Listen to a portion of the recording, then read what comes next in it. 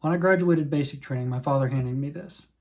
Now, some of you may know the make and model of it, but what's important is that this is the same knife that went through every single training I did.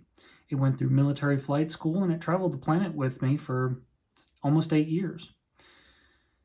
I had to spend a lot of time taking good care of it for it to take good care of me. So that's what I'd like to take you through today, is our 5-step process for making sure that no matter if it's a folding edge or a fixed blade, you're always ready to go.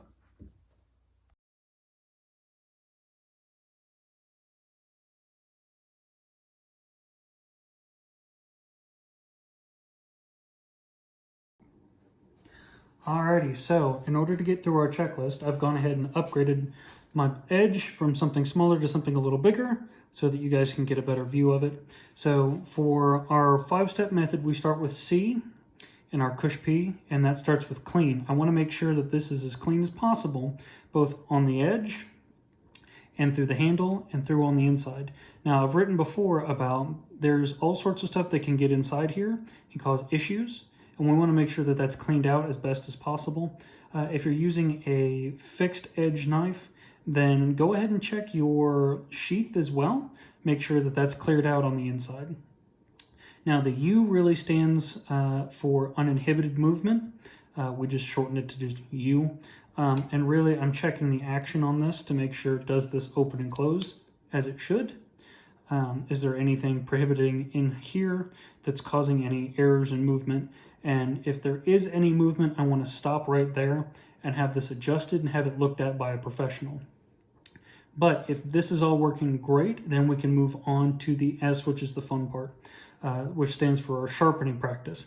Now, I've gone ahead and I've already set up the system for this particular knife just for the sake of speed. And we're going to go ahead and just insert the knife into the clamp.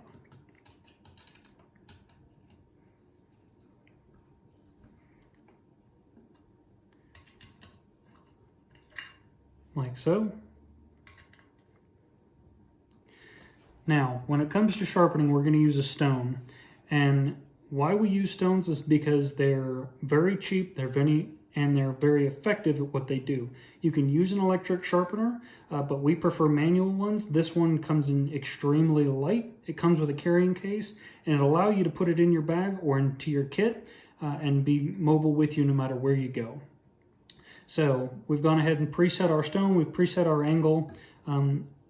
When you're doing this, what you really want to pay attention to, and this is our most common error, is setting your angle correctly. Now, we use a mini digital level, and that just allows us to set the level on it and verify that the arm is at the same angle. If you notice that you continue to work on your sharpening and you're not getting any sharper, or you're noticing that on the flat part of the blade itself, a lot of scratches, more than likely you have the wrong angle. We see this all the time, so I wanted to call that out specifically. Now, with our system, you're going to want to work across that angle in a consistent motion. So when we use these, we use a pendulum motion. If you're using a flat stone, you're going to hold that knife at that angle and push it across, making sure you work your way back and forth across with the knife. So I'm going to go ahead and work across.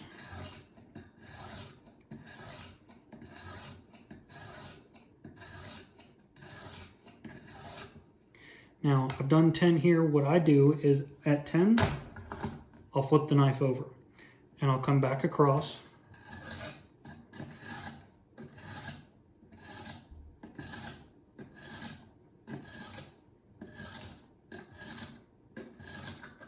For another 10. And at that point, we can double check, see how we're doing. And then if we're doing great so far, we'll move up to a higher grit stone. Now, there's a lot of people out there that will tell you you can get the same effect with the same grit of stone. I'm here to tell you that that's not going to work for you. We recommend having at least a set of stones, and with this kit and the kits that we sell, we give you 4 stones right out off the bat. So when you're getting a hold of your set, make sure that you have a few and work your way up. And these stones act like sandpaper does, and that the further up you go in grit, the better quality edge you're going to get. But you need to start low and work your way up. So we'll swap this out. And just for speed's sake, I'm going to jump up to our 1500 grit stone. Come back across.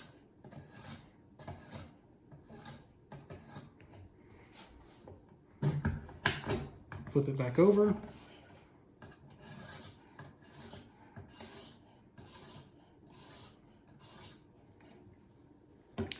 Now, if we've gone through the entire sharpening process, we're happy with where we're at. There's one or two more steps we're going to go through.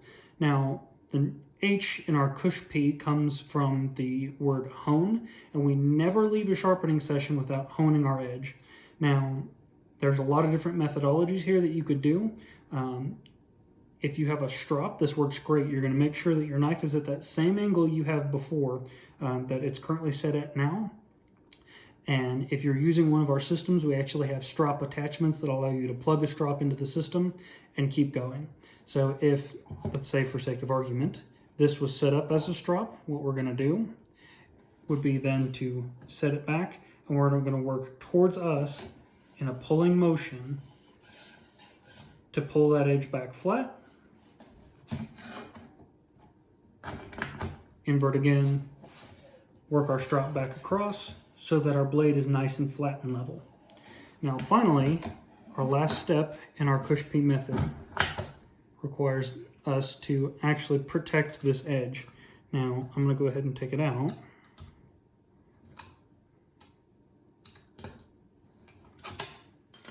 In protect, we're coming back here to our sheath end.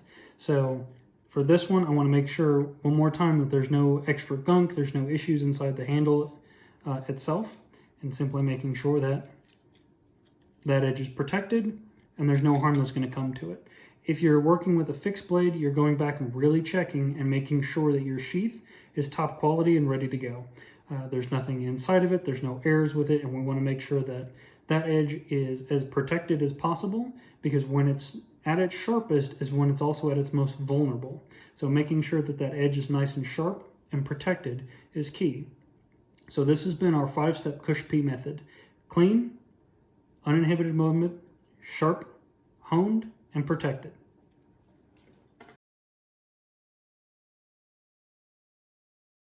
So no matter if you're using a folding blade like mine that always sits on your hip, or if it's your full long straight edge knife that sits on your pack, if you can remember these two things, to always make sure that your knife is properly serviceable, and no matter if you're using a flat stone or a system, to always use the right edge, you'll always be on the cutting edge.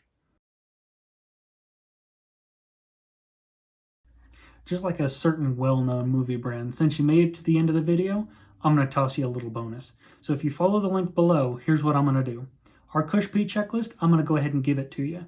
All you have to do is follow the link, toss in your email address, and I will send you our cush P checklist so that no matter what you always have the right methodology to make sure that your knives are always at top shape. How's that sound?